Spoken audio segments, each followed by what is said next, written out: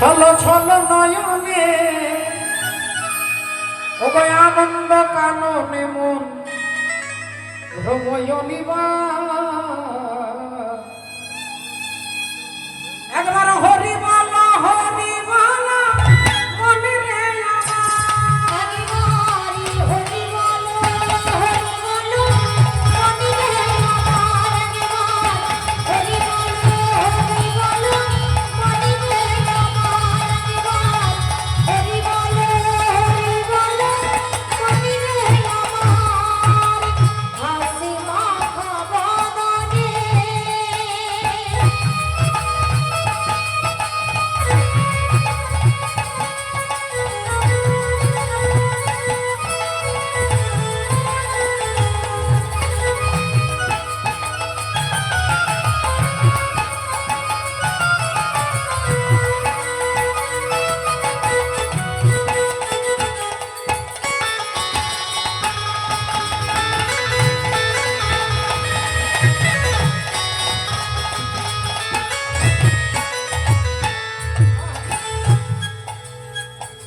গতি নাই গতি নাই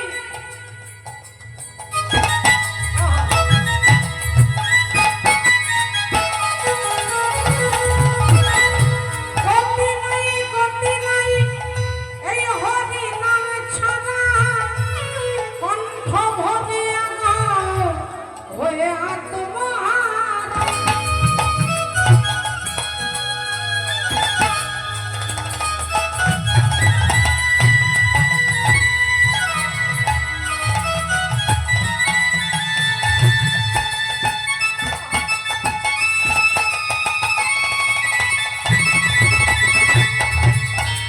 গতি নাই গতি নাই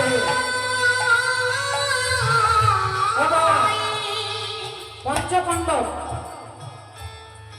স্বর্গারোহণের পথে যাচ্ছেন, স্বর্গের পথে, স্বর্গে যাচ্ছেন। যারা দিব্য জ্ঞানী, যারা সাধক, যারা যোগী, তারা হেঁটে হেঁটে যাচ্ছেন কোথায় না স্বর্গে যাচ্ছেন। মনে রাখবেন না, পঞ্চপাণ্ডব সঙ্গে দ্রৌপদী যাচ্ছেন, কিন্তু যেতে যেতে সবার আগে কে পড়ে গেলেন রাস্তায়? পড়ে গেলেন দ্রৌপদী।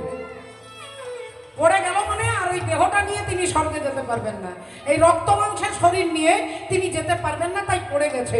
যেই পড়ে গেছে, ভীম জিজ্ঞাসা করলো, দাদা দ্রৌপদী পড়ে গেল কেন? দ্রৌপদী পড়ে যাওয়ার কারণটা কি? যার নাম সকালবেলায় উচ্চারণ করলে, অহল্যা, কুন্তী, তারা, মন্দোদরী, দ্রৌপদী, এই পাঁচজনের নাম বললে আপনার সৌভাগ্য বৃদ্ধি হবে, আপনার পাপ নির্মূল হবে। মন্দোদরীর নাম বললে আপনার পাপ দূরে যাবে, আর মন্দোদরীর স্বামী রাবণ বলে তার নাম সকালবেলায় বললে আপনার অমঙ্গল হবে। তাহলে স্ত্রীর নাম বললে মঙ্গল হবে, স্বামীর নাম বললে আপনার অমঙ্গল হবে। কেন না? সবই কর্মের উপরে প্রতিষ্ঠিত। তার কর্মটাই এমন। মন্দোদরী, অহল্যা, কুন্তী, তারা, দ্রৌপদী, এই দ্রৌপদীর নাম সকালবেলায় করলে যদি সৌভাগ্য বৃদ্ধি হয়, তিনি পড়ে গেল কেন আগে আমাকে বলতে হবে দাদা। যুধিষ্ঠির দাদা বললেন পেছনে তাকা যাবে না ভাই, তাই আমি সামনের দিকে তাকিয়ে বলছি, ওই দ্রৌপদী পড়ে যাওয়ার কারণটা হচ্ছে আমরা পাঁচজন তার স্বামী, কিন্তু তার ভালোবাসার মধ্যে কোনো ব্যালেন্স নেই। তিনি সব থেকে বেশি ভালোবাসত অর্জুনকে। এই অপরাধের জন্য মা কুন্তী দেবী বলেছিলেন, অর্জুন যখন দ্রৌপদীকে বিয়ে করে নিয়ে আসছে, কুন্তী দেবী বলল আজকে যা এনেছিস পাঁচজনে মিলে সমান ভাগে ভাগ করে নে। তাহলে দ্রৌপদীর কর্তব্য সবাইকে সমান ভালোবাসা, কিন্তু ওই নিরপেক্ষ নেই বলে এই অপরাধের জন্য দ্রৌপদী পড়ে গেছে। ভীম এগিয়ে যাচ্ছে, যুধিষ্ঠির দাদা এগিয়ে যাচ্ছে, অর্জুন নকুল যাচ্ছে। কিছুক্ষণ পরে নকুল পড়ে গেছে। বলল দাদা নকুল পড়ে গেল কেন, আমাদের আদরের ভাই?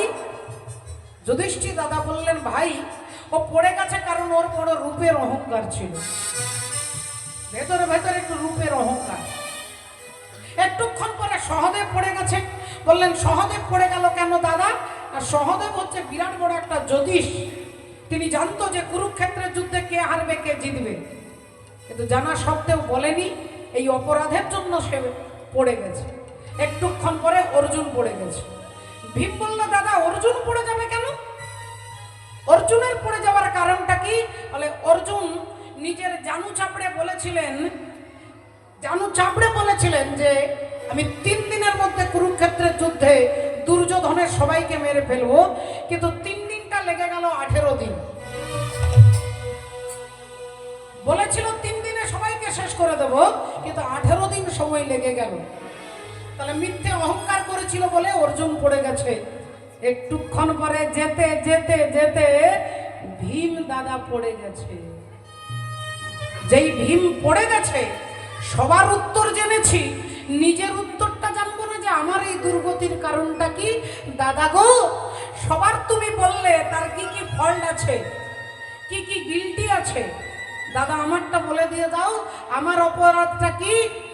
যুধিষ্ঠির দাদা বললেন, কারোর যদি পেট 4টে রুটিতে ভরে যায়, সে যদি 6টা রুটি খায়, তাহলে জানতে হবে সে 2টো রুটি অন্যের খাবারটা খেলে, অন্যের খাবার খেয়েছেন। তাই বেশি খাওয়া, অনেকে চ্যালেঞ্জ করে খেতে বসে, বলে বেশি খেলে নরকের দরজা খোলা থাকবে বাবা। তাই তুমি বেশি খেতে এই অপরাধের জন্য তোমার ওই সশরীরে যেতে পারবে না। এবার যুধিষ্ঠির দাদা যাচ্ছেন হরিনাম করতে করতে, ঠিক হিমালয় পর্বত আর ইন্দ্র পাঠিয়ে দিয়েছেন। ইন্দ্র এসেছেন পুষ্প রথ নিয়ে, হাতটা বাড়িয়ে বলছে, যুধিষ্ঠির তোমার হাতটা আমার হাতে দাও, তুমি আমার রথে চেপে চলে এসো স্বর্গে। যুধিষ্ঠির দাদা বললেন, দাঁড়ান, একটা সমস্যা আছে, আমি তো রাস্তাটা চিনতাম না, আমাকে একটা কুকুর রাস্তা দেখিয়ে নিয়ে এসেছে, এই কুকুরটাকেও আমার সঙ্গে নিতে হবে।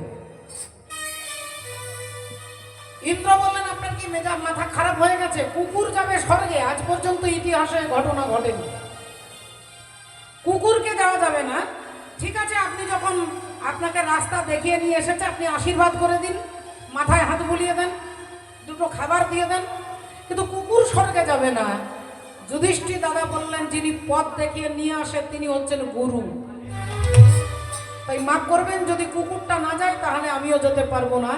ইন্দ্র বললেন, আপনি বোকামো করছেন একটা কুকুরের জন্য, আপনি স্বর্গের রাস্তা, স্বর্গে যাওয়ার অপশনটাকে ছেড়ে দিচ্ছেন। যুধিষ্ঠির দাদা বললেন, আমার স্বর্গে যাওয়ার দরকার নেই, লাগবে না, আপনি চলে যান, আমি চললাম এখান থেকে। যেই বলেছে উনি কুকুর মূর্তি, সঙ্গে সঙ্গে ধর্মরাজ যমরাজা হয়ে দাঁড়ান। বললেন, এতক্ষণ সবার মুখে শুনেছি তুমি নাকি ধর্মপুত্র যুধিষ্ঠির, তুমি আমারই ছেলে।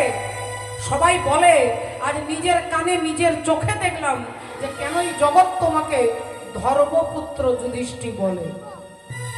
যুদ্ধে যাহার মন স্থির তিনি হলেন যুধিষ্ঠির। আর এই সংসার যুদ্ধে এই মন স্থির কখনো হবে? ওরে গতি নাই, গতি নাই, এই হরি নাম ছাড়া কণ্ঠ ভরিয়া গাও হয়ে আত্মহারা।